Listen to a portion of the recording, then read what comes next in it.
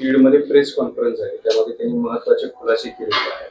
Santosh देशमुखांना torture करून मारण्यात आलं, शवविच्छेदन अहवालात 56 व्रण समोर आलेले आहेत आणि त्या दुसरीकडे जे गाणं वाजवलं जातंय आरोपीच्या समोर दाखवून की बाप तो बाप रहेगा, काय सांगता, वक्त वक्त की बात आहे. अधिकारी सुद्धा आरोपीचे स्टेटस ठेवत आहेत असं त्यांनी आरोप केला. सत्य या गोष्टी मी सभागृहात बोललो विधिमंडळाच्या की जर आपण तपासलं असेल रेकॉर्ड तर या गोष्टी ऑलरेडी मी बोललेलो आहे की ज्या पद्धतीनं हाल करून या संतोषांना देशमुख या सरपंचाला खून करण्यात आला, त्याप्रमाणे आरोपी आणि पोलीस यांचे हॉटेलमधले व्हिडिओ समोर आहे आणि पोलीस स्टेशन समोर नुसतं गाणं नाही वाजवलं तर पोस्टर्स लावले होते बाप तो बाप रहेगा. एवढी हिंमत गुन्हेगारांची आहे, याचाच अर्थ पोलीस आणि गुन्हेगार मिळालेले आहेत. बजरंग बाप्पा यांनी घोषणा केली की 28 तारखेला ते मोठ्या मोर्चाचं आयोजन करणार आहेत.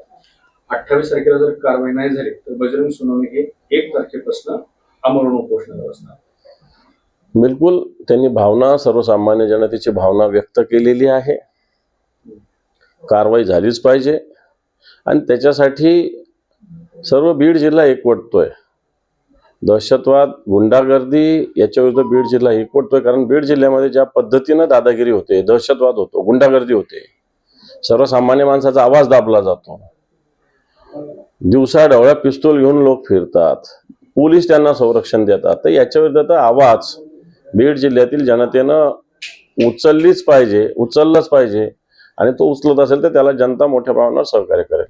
बीडमध्ये जवळपास 1222 बंदुकीची शस्त्रास्त्राचे परवाने देण्यात आलेले आहेत आणि त्यामध्ये वाल्मिकी कराडच्या गँगमध्ये दोघांचा समावेश आहे.